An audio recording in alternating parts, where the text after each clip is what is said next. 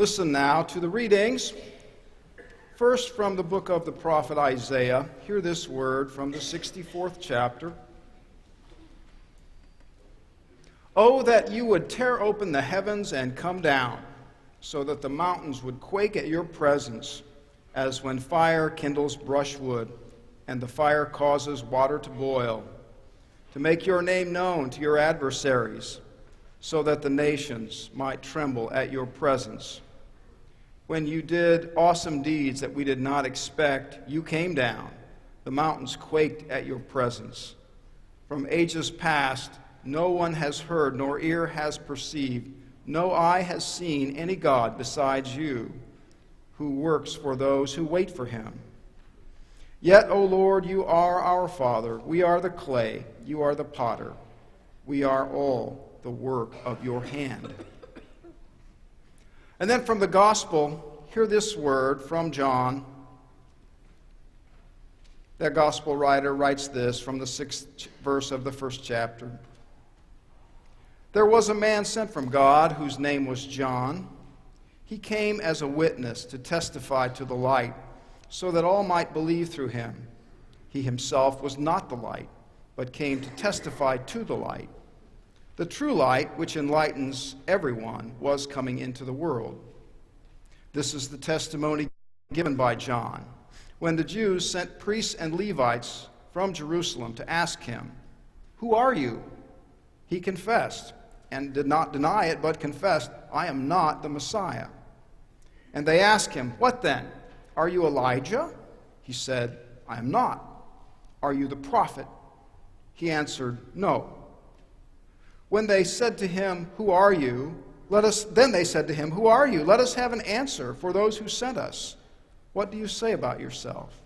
He said, "I am the voice of one crying in the wilderness, 'Make straight the way of the Lord,' as the prophet Isaiah said." Now they had been sent from the Pharisees. They asked him, "Why then are you baptizing, if you are neither the Messiah, nor Elijah, nor the prophet?" And John answered them, "I baptize with water, but among you stands one whom you do not know, the one who is coming after me. I am not worthy to untie the thong of his sandals." Now this took place in Bethany, across the Jordan, where John was baptizing. This is the word of the Lord. Thanks be to God. Let us pray. Grant, O Lord, that we might be the masters of ourselves to become the servants of others. Take our minds and think through them. Take our lips and speak through them. Take our hearts and set them on fire for thee. Amen. Some time back now, when he was working as the editor of the Christian Century magazine, John Buchanan wrote a piece about the function that his refrigerator door plays in his life and in the life of his family.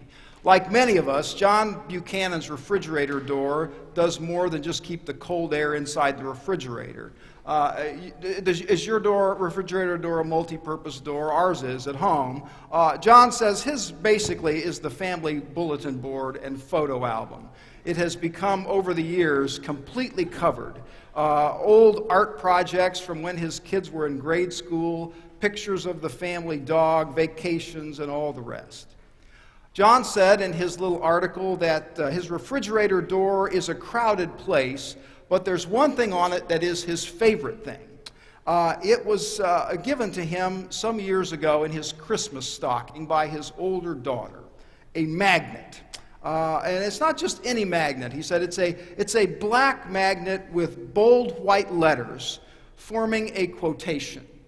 And the quotation reads, "Don't make me come down there. Signed, God."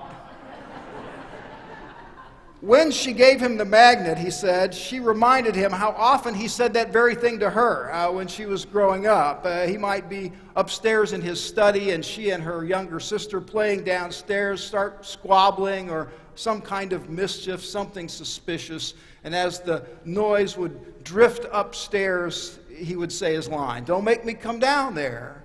And the kids would know it's time to set a new course. I read that piece not long ago, and it occurred to me it was maybe a nice segue for our Old Testament reading for this morning from Isaiah 64. Oh, that you would tear open the heavens and come down, the prophet says, so that the mountains would shake at your presence. That sounded a little to me like, don't make me come down there. But there's a little difference, isn't there? What's alike is that there is assumed a distance between God and us that God can bridge anytime he wants to. Though in Isaiah's quote, it's not God speaking to the people. God's not quite saying, don't make me come down there. The people are speaking up to God, saying, won't you please come down? We need your help so that your enemies may flee and the mountains will quake. Oh, that you would tear open the heavens and come down. Like many Bible readings, I think it helps to have a little bit of context to understand what Isaiah had in mind when he wrote that. And just quickly, let me give you a little history that you might find helpful to know that sets this passage in a little bit of perspective. Isaiah wrote in the 6th century BC, when the Israelites had spent basically an entire generation as slaves in exile in Babylon. And now, after basically a whole 40 years or more, they are finally allowed to go home, back to Israel, to the capital city of Jerusalem, which was their pride and joy, and also the site of their holy temple, where they believed God literally resided. And every Advent, actually, we sing about that point in history when the Jews were waiting for this moment, when God would come and lead them back. O come, Emmanuel, and ransom captive Israel that mourns in lowly exile here until the Son of God appear. Right? We sing that every Advent. That happened 539 BC. Exile finally ended. The Persians invaded Babylon and whipped the Babylonians, and they freed the Jews to go back to their homeland. When they got there, after these many years in exile, what they found was kind of total devastation. It was awful. The city was ransacked, their once magnificent houses all looted, burned up, leveled to the ground, and worst of all, the temple too was utterly reduced to this charred ruin. An analogy, I was looking today, I watched the news earlier this week. You see the people coming home to Gatlinburg this past week. There were the fires that swept through, and they come back, and they have these tragic stories of people coming home, standing in the midst of what used to be their home, all of their stuff, where their life had been, and now it's just a burned out ruin, a pile of ash. Something a little like that happened in the lives of the Israelites when they came back to Jerusalem after the exile. And the prophet Isaiah, whose job is normally to speak for God, on behalf of God to the people, now decides the time has come for him to do just the opposite. He speaks to God for the people and says basically, he's got a question. Where are you? Where in the world are you? Oh, that you would tear open the heavens and come down. Have you forgotten us here? Have we been freed from bondage to come back to this mess with no help at all? Even your enemies are laughing, God. Can you at least consider showing up to, bring some muscle against your adversaries? Let the mountains shake. Let them know you're still in charge. Oh, that you would tear open the heavens and show up for us. Theologians over the centuries came up with a fancy term for this, the Latin Deus absconditus. It's an idea that's been around for centuries. The idea being that because God is holy and we are not holy, God chooses, even though he created us, to stay distant from us. God resides on a big throne on the clouds of heaven, surrounded by angels playing harps. God keeps a safe distance, unsullied from all of the sinfulness, the messiness, the imperfections of people and of earth. Deus absconditus, the God who absconds, And in the days of the Enlightenment, actually, the late 1600s, a British philosopher named Sir Thomas Boyle, he fleshed this idea out a little more. He described God as being like the cosmic clockmaker. You know, God creates this world with all the intricacies and the processes that make it run, this complex network of gears and mechanisms. God's like the clockmaker who makes the clock, and then God winds it all up and steps back. Let's see what happens. So returns to the heavens and lets the gears grind, so to speak. For good or ill, we're left to fend for ourselves. Deus absconditus. It's important to say that Christmas every year shatters that image of God and rejects it as forcefully as you can do it. Christmas is our annual reminder that Thomas Boyle and those who believed in a Deus absconditus had it exactly wrong. What we really have, our ancestors in the Bible came to feel, is not a God who sits on the throne, aloof in the clouds, kind of passively watching the gears grind, but who chooses of his own free will to bridge the gap and to stoop down and come to us in our hurts and our concerns in the most vulnerable way imaginable, a baby in a manger. That's God's way of saying, it's not power over people that I care most about, it's proximity to people, it's closeness. That's my defining quality. That's a new thing in the history of religious thought. Most people in antiquity thought that God's greatest attribute was power. But Christmas and the story surrounding God coming in the form of an infant, that's the church's message that God's greatest attribute's not power, it's proximity, God's closeness to you in walking with you through every part of your life, good and bad. One of the best descriptions of what I'm getting at came to me last year in the form of a Christmas card I got from a retired clergy friend of mine. Some of you know him. He worked here in town for a number of years. Robert McFarland. He was the campus minister over at ISU for years. He sent a little Christmas card last year and wrote a little story that he attached to it. When his granddaughter was about 4 and the holidays were approaching, little 4-year-old Katie said to her mother, John's daughter, you know, Santa and Grandpa are a lot alike. Santa has a bald head, Grandpa has a bald head. Santa has a white beard, Grandpa has a white beard. Santa brings toys, Grandpa brings toys. But Grandpa is way better. And his daughter said, well, honey, I think so too, but why do you think Grandpa is better than Santa? He says, well, it's easy, because when the presents are open, Santa is gone, but Grandpa is here to stay and play. And my friend John, he told that story, and he said, you know, for him, that's kind of what Christmas is about, that God's not just some Santa who makes a quick stop on the roof and throws some toys down and then hurries on. The message of Christmas is that in Jesus, God not only comes into the world, he stays, and he's with us in both the moments of playfulness and in all of our imperfection, to walk with us and to assure us that whatever life brings you, good or bad, you're loved and you matter, and because of that, life can be good, whatever your external circumstances. The God of closeness, not the God who absconds. And did you notice in the gospel reading that when the scribes and Pharisees asked John the Baptist about where God can be found, he gives an answer that sounds very much like John McFarland's answer. I like this little section from John. It's not often read in Advent, but it's a series of questions that John the Baptist was asked by some religious leaders of his day. John is out preaching to this small group in the wilderness, and some emissaries of the religious establishment come, and they start questioning John about whether or not he is the Messiah. Is he God come back to earth in human form? They ask John because in some ways John seems a logical candidate. He might be the Messiah. He's very, very religious, exceedingly religious. He's a leader.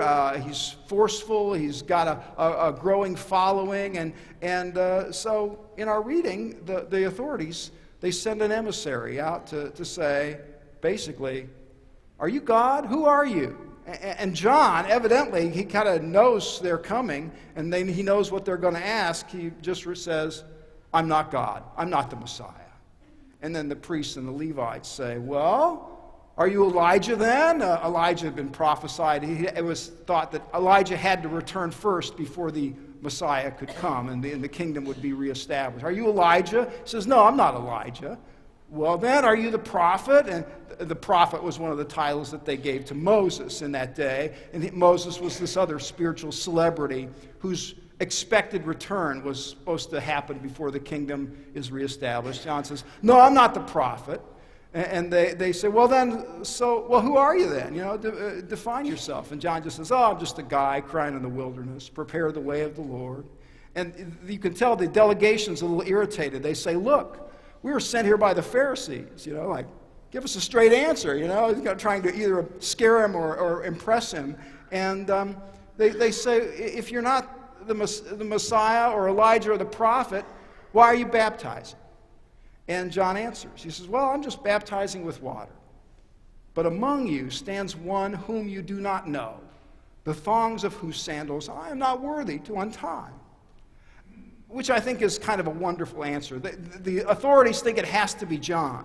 He's the logical one. But John says, it's not me. But he's already here among you as one you do not know. Which is the Christmas answer. It's one of the central truths of the season. Christmas is nothing if not the story of how God chooses to enter the world without fanfare, quietly, to be present in our midst in ways we can easily overlook. He stands among you as one whom you do not know. That's John's answer in response to the question, where is God?